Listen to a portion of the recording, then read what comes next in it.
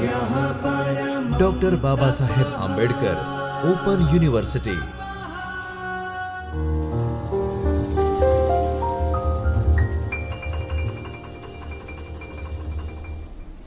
नमस्कार। Doctor Baba Saheb Ambedkar open university के इस चैतन्य स्टूडियो से मैं डॉक्टर ओम तेरैया, एसोसिएट प्रोफेसर आत्मीय यूनिवर्सिटी, इस TYBA का कोर्स इकोनॉमिक्स का एक कोर्स स्टैटिस्टिक, उसका एक यूनिट असाइनमेंट प्रॉब्लम, जिसके बारे में आज हम इसके अंदर बात करेंगे। तो आओ बच्चों, समझते हैं कि असाइनमेंट प्रॉब्लम क्या है। असाइनमेंट प्रॉब्लम એ યુનિટ નંબર 16 છે, જે આપણે અહીંયા સ્ક્રીન ઉપર આપણને દેખાય છે। એની અંદર અસાઇનમેન્ટ પ્રોબ્લેમ એટલે કે વિદ્યાર્થી મિત્રો એને કહેવાય નિયુક્તિની સમસ્યા। એ યુનિટ નંબર 16 છે। આની પહેલાં આપણે ટ્રાન્સપોર્ટેશન પ્રોબ્લેમ ભણ્યા, ઓપરેશન રિસર્ચનો જ એક આ ભાગ ગણી શકાય।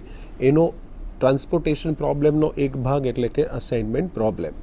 તો એમાં આપણે શું સ્ટડી કરીશું, તો એ સમજવા માટે પ્રયત્ન કરીએ। તો પહેલું છે એના ઉદ્દેશો કયા કયા હોઈ શકે, એની પ્રાસ્તવિકતા શું હોઈ શકે, એ અસાઇનમેન્ટ પ્રોબ્લેમનો મિનિંગ એકચ્યુઅલમાં મેથેમેટિકલી સ્ટેટિસ્ટિકલી શું થાય એ સમજવા માટે પ્રયત્ન કરીએ। નિયુક્તિ સમસ્યાના લક્ષણો કયા કયા હોઈ શકે એ સમજવા માટે પ્રયત્ન કરીએ। એમની ધારણાઓ શું હોઈ શકે, એનું ગાણિતીય સ્વરૂપ કેવું હોઈ શકે, એટલે કે અસાઇનમેન્ટ પ્રોબ્લેમને કઈ રીતે સોલ્વ કરી શકાય વિદ્યાર્થી મિત્ર, એ સમજવા માટે પ્રયત્ન કરીએ। તેના ઉકેલની રીત કઈ છે, તો કે હંગેરિયન મેથડ આપણે આ યુનિટની અંદર સ્ટડી કરીશું, ઉદાહરણો જોઈશું અને જે કંઈ પણ સ્ટડી કર્યું છે એને એક વખત ક્વેશ્ચન આન્સરના ફોર્મમાં રિવાઇઝ કરવા માટેનો પ્રયત્ન કરીશું। તો આવો વિદ્યાર્થી મિત્રો સમજીએ કે એના ઉદ્દેશો શું છે।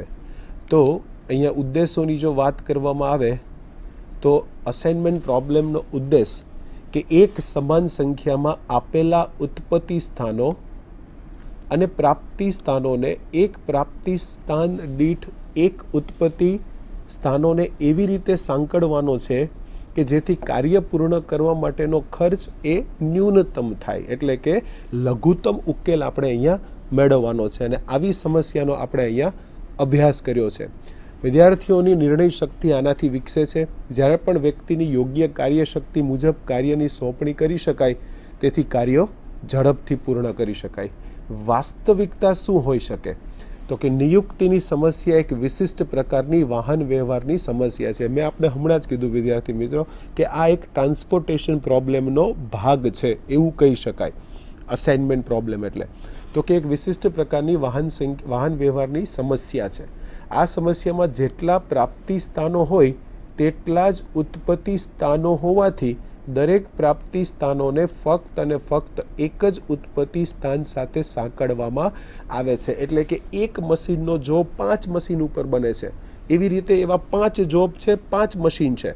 તો કયા મશીનની અંદર કયો જોબ બને કે જેથી કરીને ઉકેલ ઇષ્ટતમ મળે, લઘુત્તમ મળે, તો આ મેથડને વિદ્યાર્થી મિત્રો અસાઇનમેન્ટ પ્રોબ્લેમ તરીકે ઓળખવામાં આવે છે। કે એટલે આ નિયુક્તિની સમસ્યાને કાર્ય વહેંચણીની સમસ્યા પણ કહે છે, વર્ક ડિસ્ટ્રીબ્યુશન પ્રોબ્લેમ પણ એને કહી શકાય। નિયુક્તિની સમસ્યાનો અર્થ શું થાય, તો કે જુદા જુદા ઉત્પત્તિ સ્થાનો જેવા કે યંત્ર, માણસો, વેચાણ પ્રતિનિધિઓ, ક્રિકેટ રમતમાં બેટ્સમેનો વગેરે, જ્યારે પ્રાપ્તિ સ્થાનો કયા કયા, તો કે યંત્ર માટે કારીગરો, કરારબદ્ધ કાર્ય, વેચાણ વિસ્તારો, ક્રિકેટની રમતમાં બેટિંગ સ્થાન વગેરે આપેલા હોય તો કાર્ય ક્ષમતાનું સ્તર જુદું જુદું હોય અને નિયુક્તિની સમસ્યા એમાં ઉદ્ભવે છે કે ભાઈ ઓપનિંગ બેટ્સમેનની અંદર કોને ડેપ્યુટ કરવા, પછી નેક્સ્ટ બેટ્સમેન તરીકે કોને અપોઇન્ટ કરવા, તો એ બધું જે છે એ નિયુક્તિની સમસ્યા વખતે ઉદ્ભવે છે। એવી રીતે યંત્રમાં પણ જુદા જુદા કારીગરોની જરૂર પડતી હોય છે। તો અહીંયા આપણે જોવા જઈએ તો આ યંત્રો એવી રીતે કારીગરોને પસંદ કરો કે ઓછામાં ઓછા સમય કે ખર્ચમાં બધા જ કાર્યો પૂર્ણ થાય। આવી સમસ્યાને નિયુક્તિની અથવા કાર્ય વહેંચણીની સમસ્યા તરીકે ઓળખવામાં આવે છે। દાખલા તરીકે એક ઓફિસમાં 5 કર્મચારીઓને જુદા જુદા 5 કાર્યો સોંપવાના છે। હવે વિદ્યાર્થી મિત્રો 5 કર્મચારી છે, એની સામે 5 કાર્યો છે. હવે કયા કર્મચારીને કયું કાર્ય સોંપવું કે જેથી કરીને એ મેનેજરનો પ્રશ્ન છે, અને એ જોવાનું કે એક વ્યક્તિને એક જ કામ મળે અને ઓછા ખર્ચે એ કામ પૂરું થાય. તો એના માટે મેનેજરને કાર્યક્ષમતાની જાણકારી છે, અને વળી કોઈથી એકથી વધુ કાર્ય કોઈને સોંપવાનું નથી, અને દરેક કાર્ય કર્મચારી પાસેથી પૂરું કરાવવાનું છે.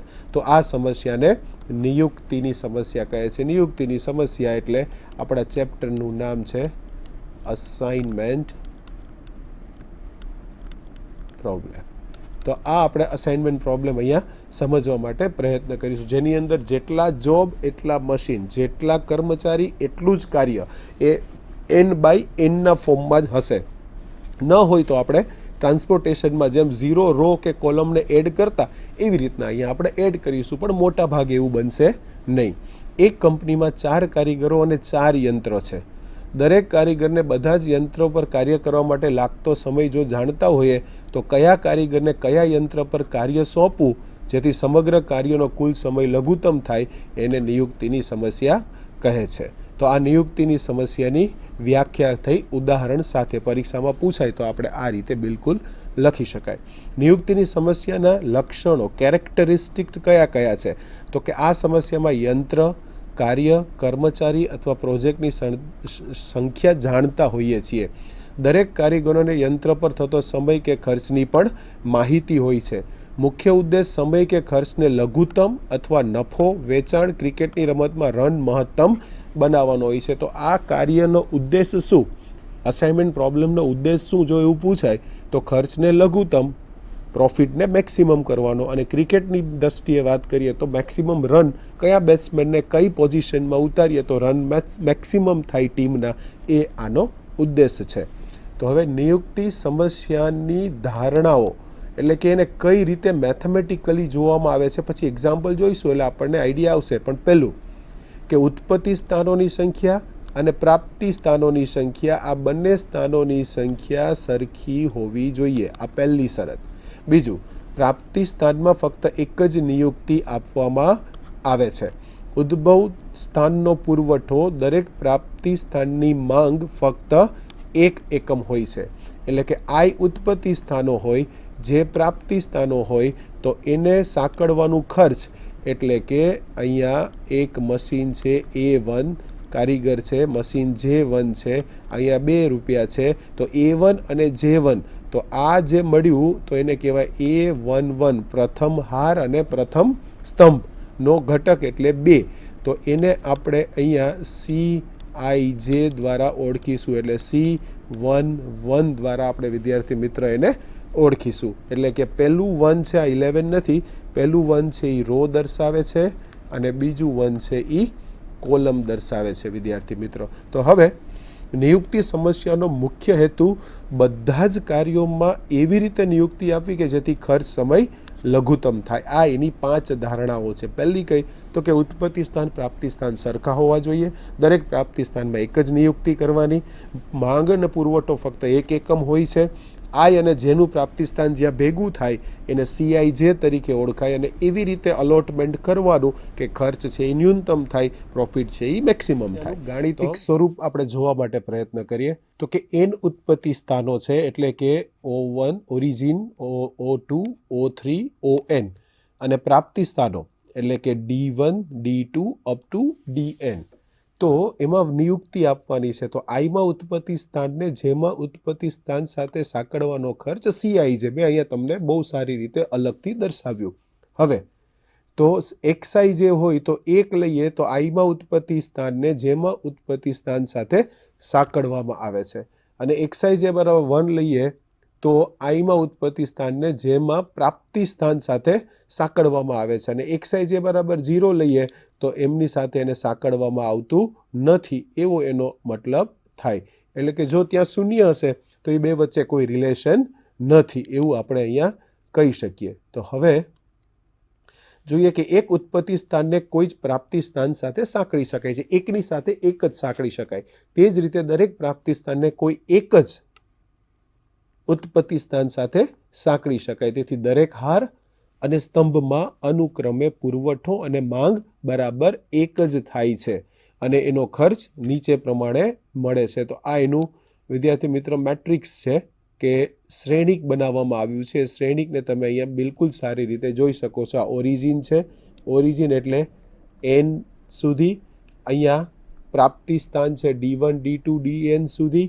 એ બધાનું માંગનો સરવાળો કરો તો એ ટોટલ એક જેટલો થાય. અહીંયા પણ તમે જુઓ છો તો એ બધાનો સમ છે એ 1 જેટલો થાય છે. એટલે કે કુલ ખર્ચ છે એ કઈ રીતે મિનિમાઇઝ થાય, ખર્ચો લઘુત્તમ થાય, ઇષ્ટતમ ઉકેલ મળે, તો એના માટેનું આપણે અહીંયા કાર્ય કરવાનું છે, જે આપણે અહીંયા સમજવા માટે પ્રયત્ન કરીએ. તો કઈ રીતે કાર્ય કરીશું વિદ્યાર્થી મિત્રો? તો દરેક ઉત્પત્તિ સ્થાનને એક અને માત્ર એક જ પ્રાપ્તિ સ્થાન સાથે સાંકળવામાં આવે છે. એટલે xij = 1 અને દરેક પ્રાપ્તિ સ્થાનને એક ઉત્પત્તિ સ્થાન સાથે સાંકળવામાં આવે છે. xij = 1 અને જો 0 હોય તો અથવા 1 હોય તો i અને j ની બધી કિંમત માટે એ રીતે 0 અથવા 1 લખી શકાય. જો સાંકળી શકાય તો 1, ન સાંકળી શકાય તો 0. નિયુક્તિની સમસ્યાના ઉકેલની રીતને કઈ રીતે ઉકેલવું, એટલે કે વિશિષ્ટ પ્રકારની વાહન વ્યવહારની સમસ્યા હોવાથી વાહન વ્યવહારની રીતો દ્વારા પણ મેળવી શકાય છે. પરંતુ આ જેણે મેથડની શોધ કરી અસાઇનમેન્ટ પ્રોબ્લેમ, એમનું નામ છે ડૉક્ટર કોનિગ. હંગેરી, એના ઉપરથી નામ આપવામાં આવ્યું છે એને હંગેરિયન મેથડ. એ હંગેરીના ગણિતશાસ્ત્રી હતા ડૉક્ટર કોનિગ. કોનિગે આ મેથડની શોધ કરી જેથી કરીને ઉકેલ ઇષ્ટતમ મળે. તો આ મેથડને નામ આપવામાં આવ્યું છે હંગેરિયન મેથડ. તો સમજવા માટે પ્રયત્ન કરીએ વિદ્યાર્થી મિત્રો કે હંગેરિયન મેથડ શું છે. જ્યારે દાખલા જોઈશું ત્યારે વધુ ક્લિયર થશે, પણ એક વખત થિયરી ઉપર નજર કરી લઈએ. કુલ સમય અથવા કુલ લઘુત્તમ ખર્ચ ઓછામાં ઓછો થાય તે માટે હંગેરિયન રીત નીચે મુજબ છે. સ્ટેપ 1, પહેલું પગથિયું શું? તો કે મેટ્રિક્સની અંદર હું અહીંયા તમને કરીને બતાડું. આ મેટ્રિક્સના 3 ઘટક છે. એવી રીતે બીજી હારમાં 3, ત્રીજી હારમાં 3. તો પહેલું કામ કરવાનું, દરેક હારમાં સૌથી નાનામાં નાનો ઘટક શોધવાનો અને એ ઘટકને દરેક હારમાંથી બાદ કરવાનો. એવું પહેલી હાર માટે કરો વિદ્યાર્થી મિત્ર, બીજી હાર, ત્રીજી હાર અને જેટલી હાર આપી હોય એટલા માટે કરો. બીજા સ્ટેપની અંદર જે વસ્તુ તમે હાર માટે કરી એ જ વસ્તુ વિદ્યાર્થી મિત્ર તમે સ્તંભ માટે કરો. પહેલા સ્તંભમાંથી નાનામાં નાનો ઘટક મેળવો, એને બાદ કરો. બીજા સ્તંભમાંથી નાનામાં નાનો ઘટક શોધો, એને બાદ કરો. એવી રીતે બીજું સ્ટેપ કરો. ત્રીજા સ્ટેપની અંદર શું કરો? શ્રેણીના જે ઘટકો શૂન્ય હોય તે બધા શૂન્યમાંથી પસાર થતી શક્ય હોય એટલી ઓછામાં ઓછી આડી અથવા ઊભી રેખાઓ દોરો. જો એક રોમાં એક જ 0 આવે છે તો આડી રેખા દોરી નાખો. બીજી રોમાં એક જ 0 આવે છે તો આડી રેખા. ત્રીજી રોમાં એક જ 0 આવે તો આડી રેખા. 2 0 આવે છે તો આડી રેખા દોરવાની જરૂર નથી, ત્યાં માર્ક કરી નાખો. એવી રીતે રો થઈ જાય, પછી 0 બાકી ન રહી જાય તો કોલમ તપાસો. એ રીતે તમે ત્રીજું સ્ટેપ કરો. ચોથા સ્ટેપની અંદર શું કરવાનું? તો વિદ્યાર્થી મિત્રો બહુ સરળ છે. એ કર્યા પછી ચોથા સ્ટેપમાં આડી અવળી ઊભી રેખા વડે ઢંકાયેલ ઘટકમાંથી સૌથી નાનો ઘટક શોધો. કે જ્યાં લાઈન દોરેલી નથી એવા જે ઘટકો વધ્યા હોય એ ઘટકમાંથી સૌથી નાનો ઘટક શોધવાનો છે અને એને આ દરેક ઘટકમાંથી બાદ કરો. આ ઘટકમાંથી એમને બાદ કરો અને બાકીના ઘટકો યથાવત રાખો. હવે શૂન્યમાંથી પસાર થતી આડી ઊભી રેખાઓ દોરો. જ્યાં સુધી આવી રેખાઓ ન થાય ત્યાં સુધી પ્રક્રિયાનું પુનરાવર્તન કરો અને ઇષ્ટતમ માટે હારમાં જુઓ કે એની સાથે કઈ કિંમત સંકળાયેલ છે, સ્તંભમાં જુઓ અને બાકીનાની તમે અવગણના કરો અને ફરી પાછું આ પ્રક્રિયાને પુનરાવર્તન કરો. અને જો તમને એક જ જેટલી હાર જેટલા સ્તંભ એટલા શૂન્ય મળી જાય છે વિદ્યાર્થી મિત્રો, તો એની સામે એનો કુલ ખર્ચ કેટલો હતો એ બધાનો તમે અહીંયા સરવાળો કરશો તો તમને એનો જવાબ મળી જશે. તો પહેલું સ્ટેપ શું? તો કે દરેક હારમાંથી નાનામાં નાનો ઘટક શોધો, એને બાદ કરો. દરેક કોલમમાંથી નાનામાં નાનો ઘટક શોધો, એને બાદ કરો. જો પહેલી હારમાં એક જ શૂન્ય હોય તો આડી લાઈન દોરો. બીજી હારમાં એક જ શૂન્ય હોય તો આડી લાઈન દોરો, એક કરતાં વધારે શૂન્ય હોય તો લાઈન ડ્રો કરવાની જરૂર નથી. હાર થઈ જાય પછી કોલમ કરો. કોલમ કર્યા પછી સ્ટેપ 3 કે જ્યાં બાકીના ઘટક વધે છે એ ઘટકની અંદર નાનામાં નાના ઘટકમાંથી એમને બાદ કરો તો આપણને એ વસ્તુ મળી જાય. તો ઉદાહરણ તરીકે આપણે પહેલું ઉદાહરણ અહીંયા બરોબર સમજવા માટે પ્રયત્ન કરીએ. એક જ ઉદાહરણ સમજાઈ જાય વિદ્યાર્થી મિત્ર એટલે આપણું કામ છે એ સરળ થઈ જાય. એક કંપનીમાં ચાર કાર્યો 4 યંત્ર પર, એટલે જો અહીંયા તમને ખબર પડી ગઈ છે, કાર્યો પણ 4 છે અને યંત્રો પણ 4 છે. બંને છે એ 4x4 છે અને વિવિધ કાર્યો માટે ખર્ચ નીચે આપ્યો છે. તો 4 કાર્યોની નિયુક્તિ કરો. ન કહેવામાં આવે તો પણ સમજવાનું કે હંગેરિયન પ્રોબ્લેમથી આને સોલ્વ કરી શકાય અસાઇનમેન્ટ પ્રોબ્લેમ દ્વારા. ચાલો, તો પહેલું સ્ટેપ વિદ્યાર્થી મિત્રો આગળ જોઈશું પણ અહીંયા સમજાવી દઉં. પહેલા સ્ટેપમાં શું કરો તો કે પેલી હારમાંથી સૌથી નાનામાં નાનો ઘટક શોધો. તો નાનામાં નાનો ઘટક પહેલી હારમાં કયો છે વિદ્યાર્થી મિત્રો? તો કે 9. એને દરેકમાંથી બાદ કરો. આ પહેલું સ્ટેપ થયું વિદ્યાર્થી મિત્રો. તો અહીંયા જુઓ, આ 9માંથી બાદ કરો તો આ શૂન્ય થશે. 10માંથી 9 જાય તો 1 વધશે. 11માંથી 9 જાય તો 2 વધશે. 16માંથી 9 જાય તો 7 વધશે. તો હવે બીજી હાર માટે વિચારો. નાનામાં નાનો ઘટક કયો છે? 11. 11માંથી 11 જાય તો 0. 15માંથી 11 જાય તો 4. 12માંથી 11 જાય તો 1. 16માંથી 11 જાય તો 5. ત્રીજામાં વિચાર કરો.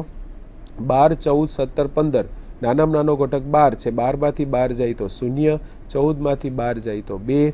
17માંથી 12 જાય તો 5. 15માંથી 12 જાય તો 3. ચોથી હારમાં નાનામાં નાનો ઘટક કયો છે? 10. 10માંથી 10 જાય તો 0. 20માંથી 10 જાય તો 10. 17માંથી 10 જાય તો 7 અને 14માંથી 10 જાય તો 4. તો વિદ્યાર્થી મિત્ર આપણને આ શ્રેણિક મળવો જોઈએ. તો અહીંયા તમે જુઓ છો આ શ્રેણિક તમારી સામે છે જે આપણે આગળ કરીને દેખાડ્યું.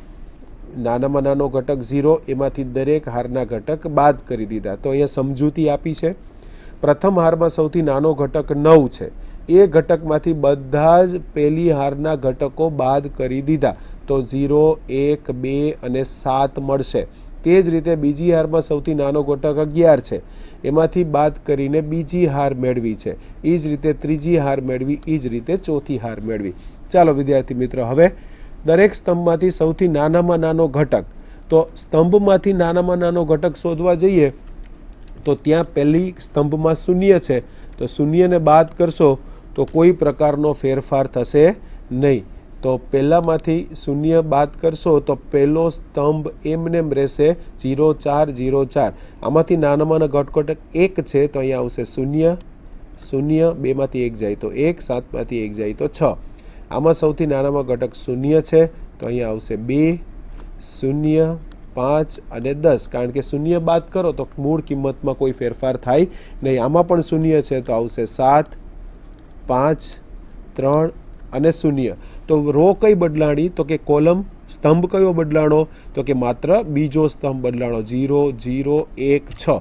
તો અહીંયા તમે જોઈ શકો છો વિદ્યાર્થી મિત્ર, બીજા સ્તંભની કિંમત છે 0, 0, 1 અને 6 જે આપણે ગણતરી કરીને દેખાડ્યું. તો શું કર્યું?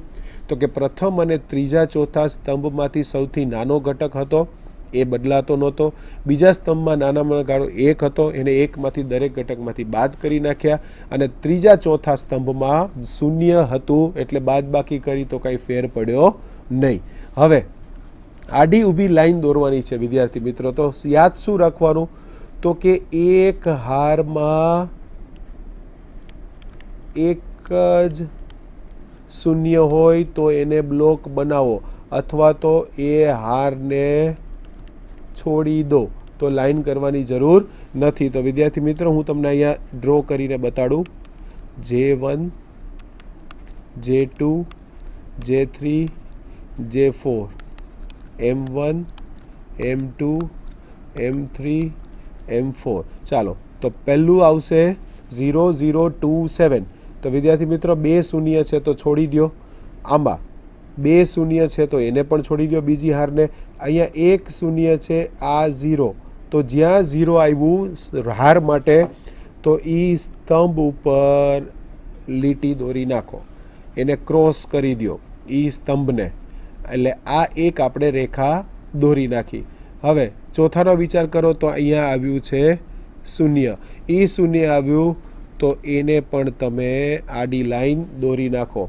એટલે કે અહીંયા તો તમે આ લાઈન દોરી, અહીંયા તો પણ તમે આ લાઈન ડ્રો કરી છે. બાકીનું બધું છે એ એમનેમ રહેશે. તો અહીંયા તમે જુઓ છો સીધું જ આપણને અહીંયા ગણતરી કરીને દેખાડ્યું છે કે પહેલાં 2 0 હતા તો એમાં આપણે આડી લાઈન ડ્રો ન કરી, પછી 0 1 5 અને 3 ઉપર એ કર્યું, સમજૂતી આપી છે.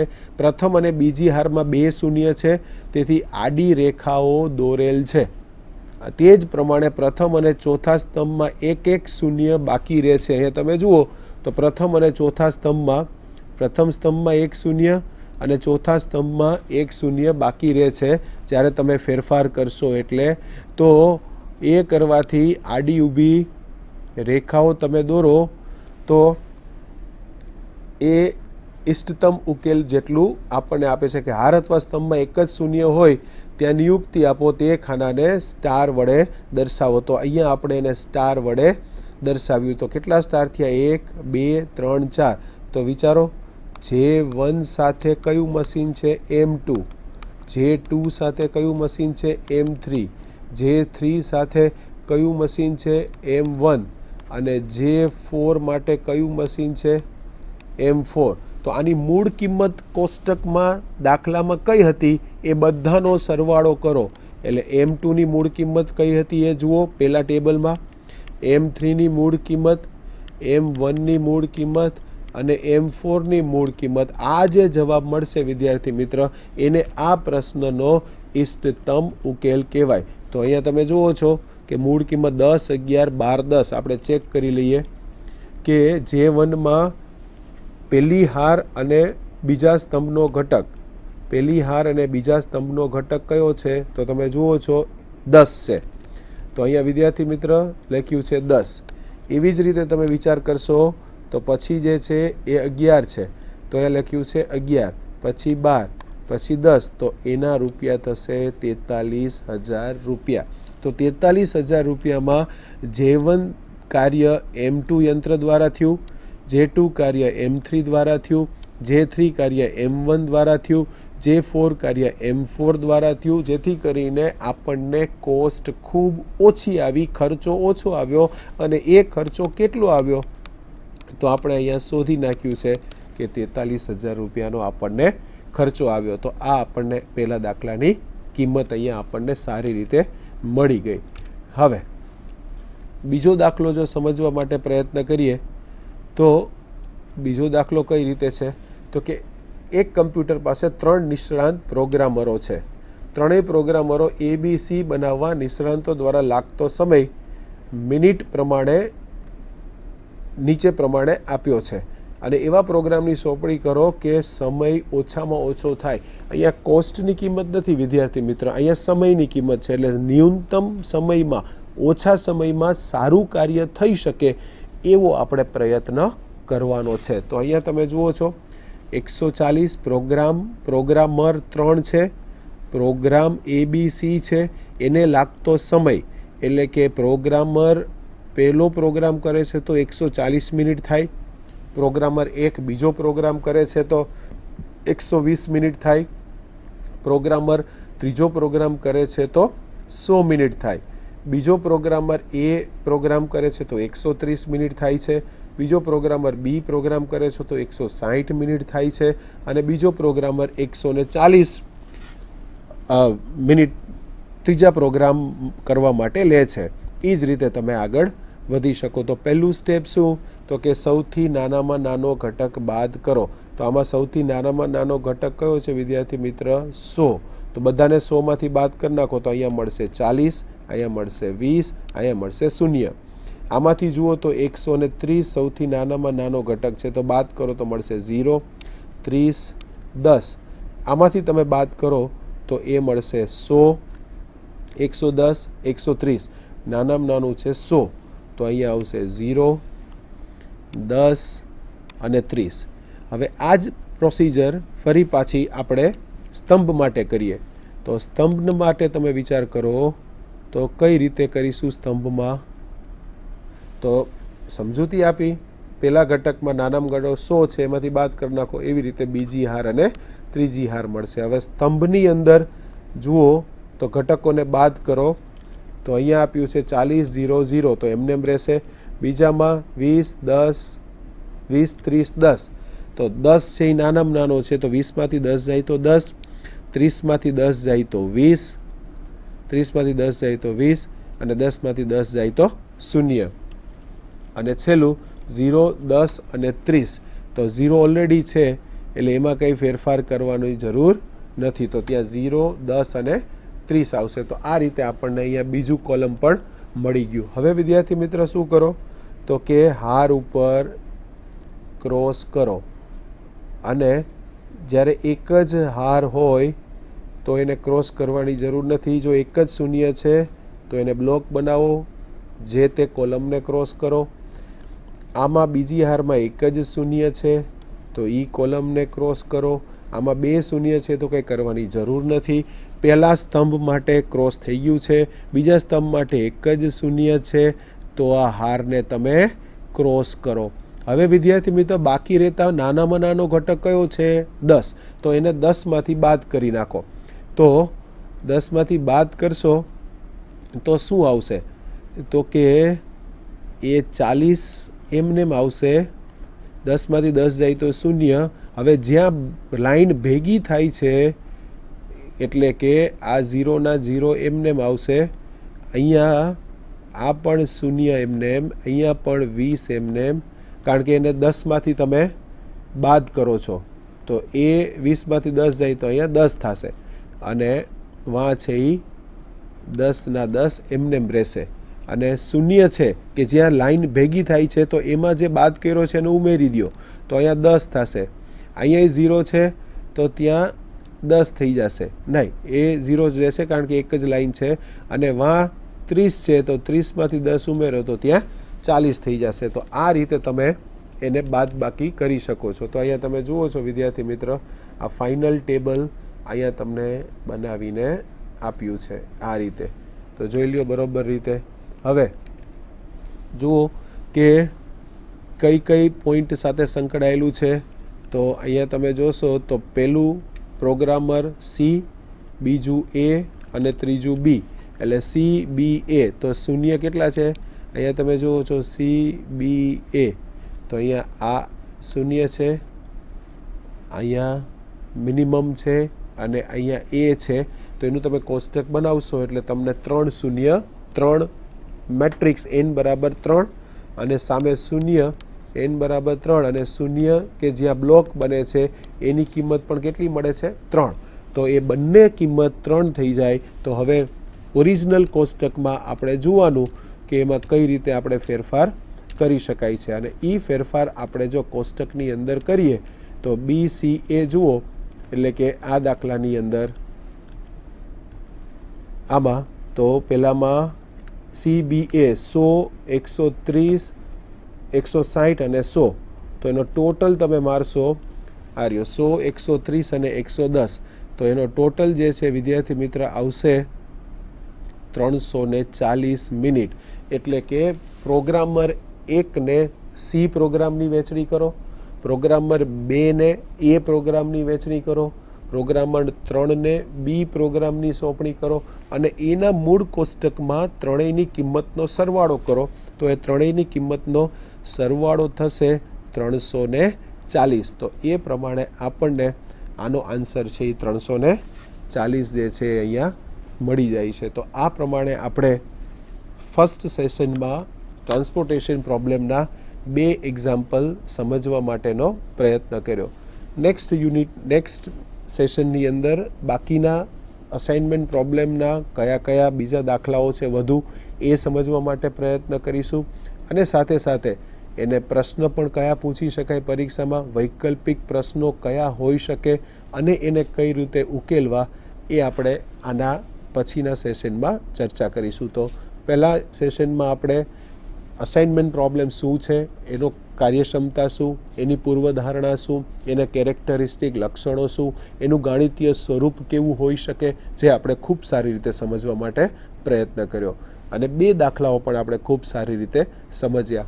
આગળના સેશનમાં બીજા દાખલાઓની ચર્ચા કરીશું. આ સાથે આ સેશન અહીંયા પૂરું કરીએ છીએ. ધન્યવાદ. स्वाध्यायः